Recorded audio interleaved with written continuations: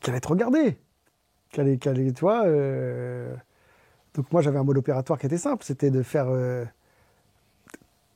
comme je t'ai dit, nous, on était des enfants de la funk. Et quand on a rencontré Kemar, Kemar, c'était pareil. Il était musicien, il était pianiste. Il travaillait avec des gars comme Tonton David. Donc, il travaillait avec des musicos. Donc, de toute façon, on ne pouvait pas donner la même... Les gens, souvent, ils disent qu'on était très West Coast. Mais en fait, on était West Coast. On n'était pas West Coast. On avait le même mode opératoire que les West Coast. C'est-à-dire que autant on était fascinés par la manière dont faisaient les New-Yorkais, autant nous, on avait l'habitude. Moi, je suis pianiste depuis que je suis petit. Et j'ai toujours été dans des groupes.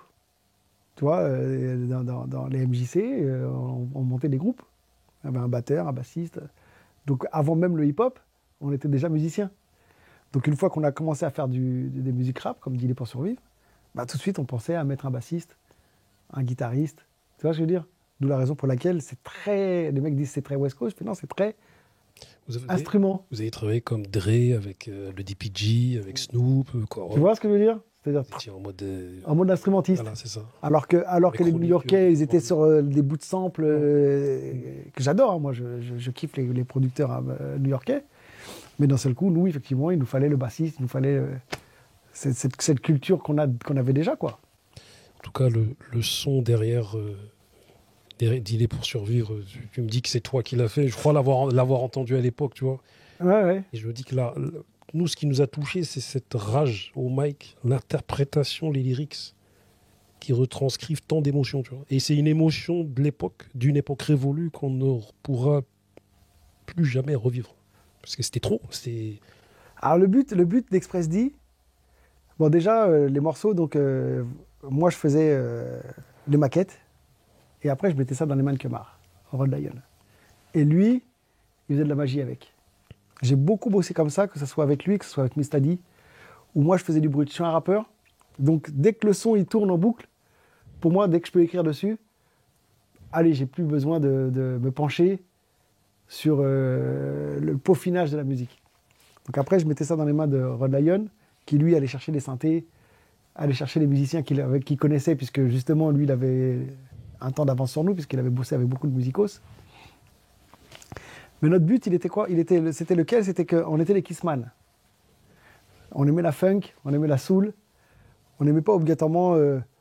on n'a pas eu une identité où on voulait faire un son brutal. On partait du principe de base que la musique, quand tu l'écoutes, si tu écoutes Dîner pour survivre tout seul, alors que c'est très soul, c'est très mélancolique. Donc le truc, c'était que nous, derrière, quand on vient rapper dessus, dans ce cas, on met la force qui va manquer au son. Okay. Tu vois? C'était vraiment, le truc, c'était ça. C'était, on met un son plus ou moins doux, ou des fois un peu funk, comme On l'esprit part en couille et tout ça, mais derrière, on tabasse. Il y a très peu de personnes qui pouvaient rivaliser avec nous quand on rappait parce qu'on gueulait. Le mec était là, parce que moi je monte le faux, le pic, le sac, et nous on arrivait, parce que le cac. C'était des gifs, vous voulez mettre des gifs. Tu vois ce que je veux dire? Ce qui fait que, voilà, vraiment le but il était de, on ne le faisait pas exprès, hein, mais ça représentait vraiment ce qu'on était en fait. C'est-à-dire qu'à Mantes, nous, on aime la musique douce, la musique de funk, qui presque te donne envie de faire couler une larme. Mmh. Mais chaque fois que tu voyais les mecs de Mantes qui arrivaient, c'était plutôt Attila qui rentre dans une pièce. Et ça se passait mal. Mmh. Mais ça se passait mal avec une musique de gentleman. Tu vois ce que je veux dire? C'est marrant parce que la West Coast, c'est exactement ça en vérité. C'est-à-dire c'est des mecs durs, mais qui rappent sur des sons c'est layback. Ah ouais. Et puis des durs en vérité, tu vois. C'est la raison pour laquelle on a dit qu'on était West Coast. Ouais. Mais en vérité, nous, on n'était pas West Coast. C'était la mentalité et la culture de Mantes, d'écouter de la funk tout le temps.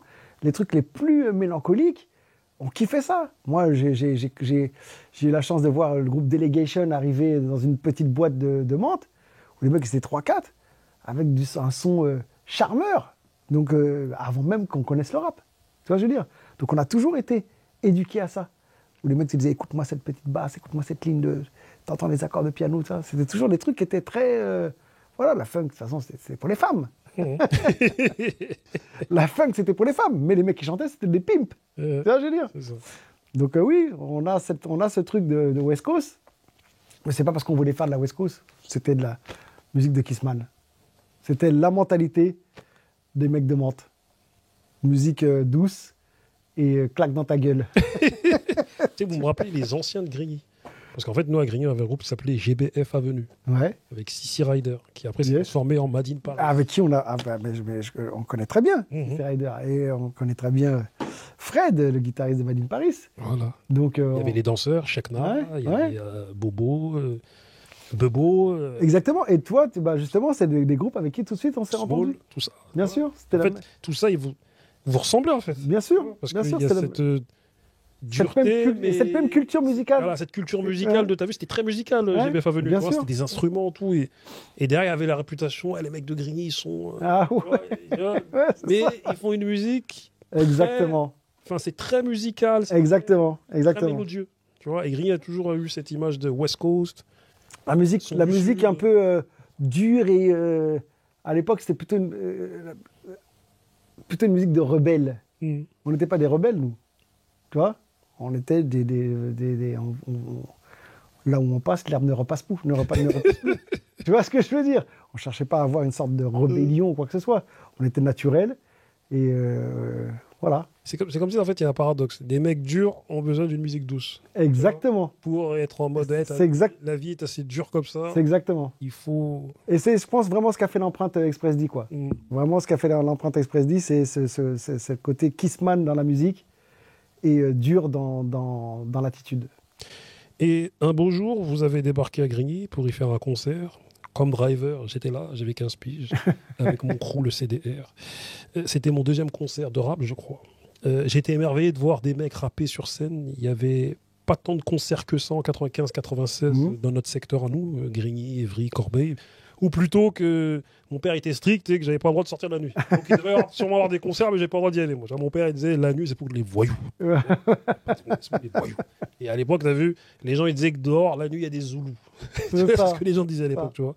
Et d'ailleurs, je tiens à remercier mon père pour ça parce que heureusement qu'il m'a bloqué jusqu'à ce que Voilà. j'ai 18 ans parce que lorsque j'ai traîné dehors, comme dirait Rimka, traîner la nuit comme des délinquants et des bandits. J'ai vu ce qu'était le monde de la nuit. J'ai dit, ah ouais, mon père, il m'a préservé. Donc, je lui en remercie. Et d'ailleurs, il est sur un Dis-nous les choses avec mes oncles, qui est toujours visible sur cette chaîne. Et je crois me souvenir qu'à l'époque, vous étiez venu avec Rof. Et moi, c'était la première fois que je l'entendais. Enfin, et tu m'as dit en off que tu n'étais pas là le jour. J'étais pas là ce jour-là, ouais. J'étais pas là. Je préparais mon mariage le lendemain. Mhm.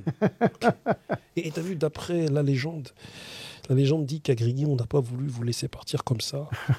Tu me diras, quand des Kairas rencontrent des Kairas, c'est comme ça. Tu vois ce que je veux dire. Mais que apparemment vous ne vous seriez pas laissé faire. Dis-moi si cette légende est un tissu de mensonge ou que... Non. Je me rappelle que les gars m'ont appelé pour me dire, tu sais pas ce que t'as raté. Ah, c'est mes anciens qui m'ont parlé de ça. Les mecs là-bas sont chauds et ils voulaient pas nous laisser partir. Oui, je me rappelle très bien. Je me rappelle très bien de cette histoire. Bon, j'étais pas là. Il faudrait que ce soit les gars qui te la racontent, mais je sais qu'ils s'en sont sortis vivants. C'est ça. Ouais. Ils s'en sont sortis vivants. Mais ils m'ont dit, c'était chaud. Ils m'ont dit, ils ont vu des gars arriver dans les loges avec des pites. En disant, qu'est-ce que c'est que cette histoire? Vous n'allez pas partir.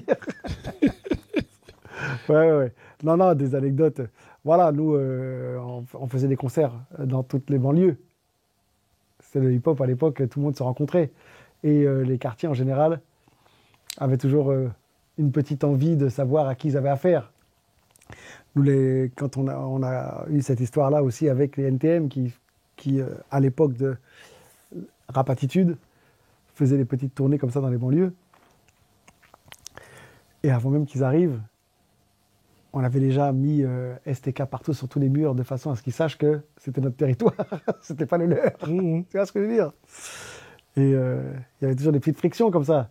Au début, les rappeurs, quand ils venaient, il y avait des gars dans l'assemblée qui leur envoyaient une ou deux canettes Mhm. pour savoir s'ils étaient aussi chauds qu'ils en avaient l'air. Mhm. Tu vois ce que je veux dire? Avant, c'était hostile. Ouais. On se testait, Mhm. tu vois. Mais ça s'est toujours bien passé.